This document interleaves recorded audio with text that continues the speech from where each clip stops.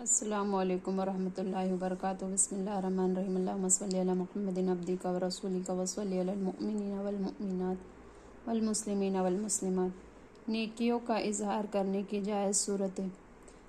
اگر کوئی پیشوا ہے یا باعمل پیر ہے اور لوگ بھی اس سے محبت کرتے ہیں، ایسا شخص اپنا عمل اس غرض سے دوسروں کے سامنے ظاہر کرے کہ جو لوگ ماتحت ہیں ان کو بھی عمل کی ترغیب ملے، یا تحدیث نعمت، اظہار نعمت کے لیے، یا کسی بھی صحیح مقصد کے لیے شرعی اجازت سے اپنا عمل ظاہر کرے، تو اس طرح حسن نیت کی وجہ سے نیک عمل کرنے کو ظاہر کرنے والے کو ریاکار نہیں کہا جائے گا، جیسے کہ مسلم شریف میں ہے کہ حضرت سیدنا عبداللہ ابن عمر رضی اللہ تعالیٰ عنہ نے اپنے خادم کو قربانی کے ایام میں اپنا قربانی کا جانور دے کر فرمایا، جاؤ مدینے کی گلیوں میں اعلان کر دو کہ یہ عبداللہ بن عمر رضی اللہ تعالیٰ عنہ کا اضحیہ قربانی کا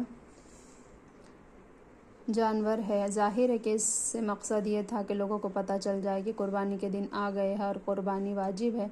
الملفوظ میں امام اہل سنت اعلیٰ حضرت امام احمد رضا خان علیہ رحمۃ الرحمن کا یہ ملفوظ یعنی ارشاد مبارک نقل کیا گیا ہے کہ ہمیشہ سے روز عید ایک اعلیٰ درجے کا بیش قیمت مینڈا اپنے سرکار عالم نامدار صلی اللہ علیہ وسلم کی طرف سے کیا کرتا ہو، اور روز وصال حضرت والد ماجد قدسیہ سرہ سے ایک مینڈا ان کی طرف سے، اور اب اس سنت کریمہ کے اتباع سے یہ نیت کر لی ہے کہ انشاءاللہ تعالی تا بقائے زندگی اپنے ان اہل سنت بھائیوں کی طرف سے کیا کروں گا جنہوں نے قربانی نہ کی، خواہ گزر گئے ہو یا موجود ہو یا آئندہ آئے۔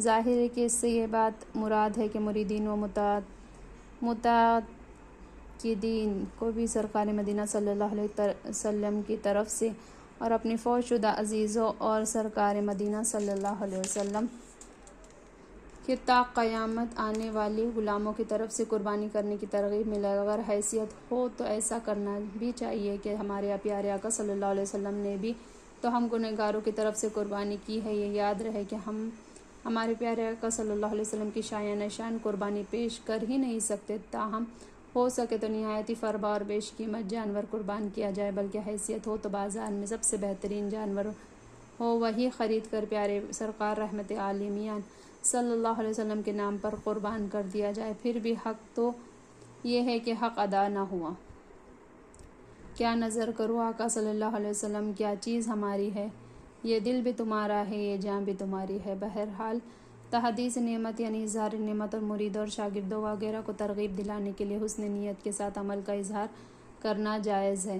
کوئی سوال کرے تو جھوٹ نہ بولے، چھپا کر کوئی عمل کر رہے ہو اور کوئی اسی عمل کے بارے میں سوال کر بیٹھے تو پھر جھوٹ بھی نہ بولے کہ جھوٹ بولنا گناہ کبیرہ ہے۔ مثلاً کسی دعوت میں آپ نے ثواب سمجھ کر کھانا کم کھایا، میزبان نے اصرار کیا، اگر آپ اس طرح جواب دیں کہ میں نے خوب ڈٹ کر کھا لیا، بھوک باقی ہی نہیں، یہ جھوٹ ہوا، کیونکہ آپ نے تو بھوک سے کم کھایا اور بھوک ابھی باقی۔ اگر میزبان کہنے پر مزید کھانا کھا لیتے تو مذائقہ بھی نہیں تھا، لیکن تقویٰ کرنے گئے تو جھوٹ بولنے کا کبیرہ گناہ سرزد ہو گیا۔ یہ سب جہالت کی وجہ سے ہوتا ہے، اگر علم ہو تو ایسا کیوں ہوتا؟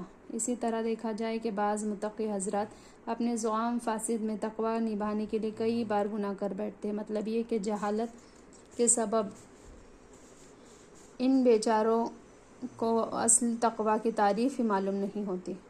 کوئی روزے کے بارے میں پوچھے، روزدار نے کسی سے پوچھا کیا تمہارا روزہ ہے، اس نے کہہ دینا چاہیے ہاں ہے، یہ نہ کہے کہ دیکھتا ہوں کیا ہوتا ہے، یعنی الفاظ نہ کہے جن سے معلوم ہوتا ہو کہ یہ اپنے روزے کو چھپاتا ہے۔ یہ بے وقوفی کی بات ہے، مگر اس طرح سے کہ جس سے اظہار ہو جاتا ہے۔ یہ منافقین کا طریقہ ہے کہ لوگوں کے سامنے وہ ایسا تاثر دینا چاہتا ہے کہ گویا اپنے عمل کو چھپاتا ہے۔ مطلب یہ کہ صاف صاف ہاں کہہ دے، کیونکہ ٹال مٹول کرے گا تو پوچھنے والے کو پتہ لگ ہی جائے گا، چونکہ یہ صاف انکار نہیں کرتا اس لیے یہ روزدار ہی ہے۔ اپنے عمل کو اس طرح چھپانا کہ لوگوں کو پتہ ہی تو لگ ہی جائے گا، مگر پھر تاثر یہ قائم ہوتا ہے کہ بیچارہ اپنے عمل کو چھپانا چاہتا ہے، یہ منافقت ہے۔ دکھاوے کے طور پر عمل کرنا حرام ہے۔ پیارے اسلامی بھائیوں، بہرحال عبادت کوئی بھی ہو، اس میں اخلاص نہایت ہی ضروری چیز ہے، یعنی وہ محض رضائے الہی کے لیے عمل کرنا چاہیے۔ دکھاوے کے طور پر عمل کرنا بالاجماع حرام ہے۔ اللہ عز و جل شکل و صورت اور مال و دولت کو نہیں دیکھتا، بلکہ وہ ہمارے دلوں کو دیکھتا ہے۔ چنانچہ اللہ عز و جل مال و جمال نہیں دیکھتا۔ حضرت سیدنا ابو ہریرہ رضی اللہ تعالیٰ عنہ سے مروی ہے کہ میٹھے مصطفیٰ محمد رسول اللہ صلی اللہ علیہ وسلم نے ارشاد فرمایا، اللہ عز و جل تمہاری صورتوں اور تمہارے اموال کی طرف نظر نہیں فرماتا ہے، وہ تو تمہارے دل اور تمہارے اعمال کی طرف نظر کرتا ہے۔ شہرت کے خواہش مند اور اشتہارات میں نام چھپوانے اور کے آرزو مند اور اخبارات میں بیان و تصاویر چھپوانے کے شائقین درجہ ذیل لرزہ خیز حکایت بار بار پڑھے اور خوف خدا سے لرزیے۔ گمنام نیک بندوں کی فضیلت۔ ایک روز حضرت سیدنا عمر فاروق رضی اللہ تعالیٰ عنہ مسجد نبی صلی اللہ علیہ وسلم میں تشریف لے گئے۔ حضرت سیدنا معاذ رضی اللہ تعالیٰ عنہ کو نبی پاک صاحب الاولاق صلی اللہ علیہ وسلم کے روضہ انور کے قریب روتا ہوا پایا تو حضرت سیدنا عمر رضی اللہ تعالیٰ عنہ نے فرمایا، کیوں روتے ہو؟ حضرت سیدنا معاذ رضی اللہ تعالیٰ عنہ نے جواب دیا، ایک بات میں نے رسول اللہ صلی اللہ علیہ وسلم سے سنی تھی، وہ مجھے رلاتی ہے۔ میں نے اپنے میٹھے آقا صلی اللہ علیہ وسلم کو یہ فرماتے سنا کہ تھوڑا سا ریا بھی شرک ہے، اور جو شخص اللہ عز و جل کے ولی سے دشمنی کرے وہ اللہ عز و جل سے لڑائی کرتا ہے۔ اللہ تعالیٰ نیکیوں پرہیزگاروں اور چھپے ہوئے دوستوں کو رکھتا ہے۔ غائب ہوئے تو ڈھونڈے نہ جائے، حاضر ہوئے تو بلائے نہ جائے اور ان کے نزدیک نہ کیا جائے۔ ان کے دل ہدایت کے چراغ ہے، ہر غبار آلود تاریکی سے نکل جاتے ہیں، یعنی مشکلات اور بلاؤں سے الگ ہوتے ہیں۔ پیارے اسلامی بھائیوں، دیکھا آپ نے، اللہ عز و جل کی مقبولیت کا ہرگز معیار نہیں ہے۔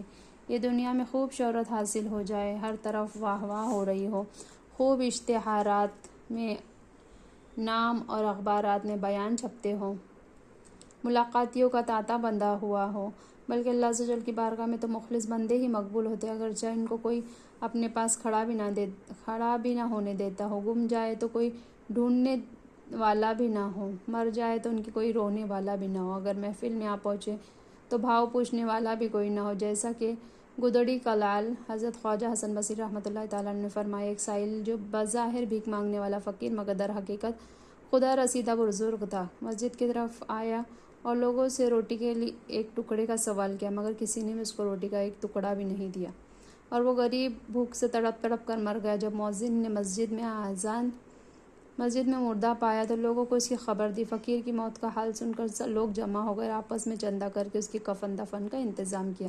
تدفین کے بعد جب مؤذن صاحب مسجد میں گئے تو کیا دیکھتا ہے کہ جو کفن اس فقیر کو دیا گیا مسجد کی محراب میں پڑا ہوا ہے، اور اس کفن پہ یہ عبارت تحریر ہوئی ہے، تم لوگوں کا دیا ہوا کفن تمہارے پاس لوٹایا جا رہا ہے، کیونکہ تم لوگ بدترین قوم ہو، تم میں سے ہمارے ولی کا روٹی کا ٹکڑا ایک مانگا تھا مگر تم لوگوں نے نہیں دیا، یہاں تک کہ وہ بھوکا مر گیا۔ ہم اپنے دوستوں کو اپنے غیر کے سپرد ہی کیا کرتے ہیں، ہم اپنے دوستوں کو اپنے غیر کے سپرد ہی نہیں کیا کرتے ہیں۔ رحمۃ اللہ تعالیٰ علیہ غبار آلود ہے، لیکن حقارت سے نہ دیکھ ان کو کہ ان کی ٹھوکروں میں سے سلطنت بنتی بگڑتی ہے۔ اسی طرح ایک دوسرے گدڑی کے لال کی حکایت پڑھی اور جھومیے۔ گستاخ کا عبرت ناک۔ بارش ختم ہو چکی تھی، موسم ٹھنڈا ہو چکا تھا، خشک ہوا کے جھونکے چل رہے تھے، پھٹے پرانے لباس میں ملبوس ایک دیوانہ ٹوٹا ہوا جوتا پہنے بازار سے گزر رہا تھا۔ ایک حلوائی کی دکان کے قریب سے جب گزرا تو اس حلوائی نے بڑی عقیدت سے دودھ کا ایک گرم گرم پیالہ پیش کیا۔ اس نے بیٹھ کر بسم اللہ الرحمن الرحیم کہتے ہوئے 3 سانس میں پی لیا، الحمدللہ کہتے ہوئے آگے چل پڑا۔ ایک طوائف اپنے ایک یار کے ساتھ اپنے مکان کے باہر بیٹھی تھی، بارش ہونے کی وجہ سے گلیوں میں کیچڑ تھا، بے خیالی میں اس دیوانے کا پاؤں کیچڑ میں پڑ گیا، اس نے کیچڑ اڑ کر طوائف کے کپڑوں پر پڑا۔ اس کے یار بداتوار کو غصہ آیا، اس نے دیوانے کو تھپڑ رسید کر دیا۔ دیوانے نے مار کھا کر اللہ عز و جل کا شکر ادا کرتے ہوئے کہا، یا اللہ عز و جل، تو بھی بڑا بے نیاز ہے، کہیں دودھ پلاتا ہے تو کہیں تھپڑ نصیب ہوتا ہے، اچھا ہم تو تیری رضا پر راضی ہیں۔ یہ کہہ کر دیوانہ آگے چل پڑا۔ کچھ ہی دیر بعد طوائف کا یار مکان کے اوپر چڑھا اور اس کا پاؤں پھسلا، سر کے بل زمین پر گرا اور مر گیا۔ پھر جب دوبارہ اس دیوانے کو اسی مقام سے گزر ہوا، کسی شخص نے دیوانے سے پوچھا، کیا آپ نے اس شخص کو بد دعا دی تھی کہ وہ گر کر مر گیا؟ اے دیوانے، کیا آپ نہیں جانتے کہ ہم اس رحمت عالمین صلی اللہ علیہ وسلم کی امت میں ہیں جنہیں لوگ پتھر مارتے ہیں اور آپ صلی اللہ علیہ وسلم جواب میں دعائیں دیتے ہیں؟ دیوانے نے کہا، مجھے تو قسم لے لیجئے، میں نے بد دعا نہیں دی۔ اس شخص نے کہا، پھر وہ شخص گر کر کیوں مرا؟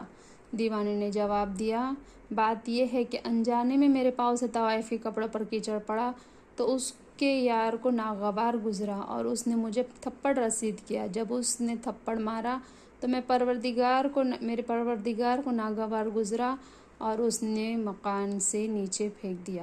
سبحان اللہ و بحمدہ، سبحانک اللہم و بحمدک، اشہد ان لا الہ الا انت، نستغفرک و نتوب الیک۔ سبحان ربک رب العزت عما یصفون و سلام علی المرسلین والحمد للہ رب العالمین برحمتک یا ارحم الراحمین۔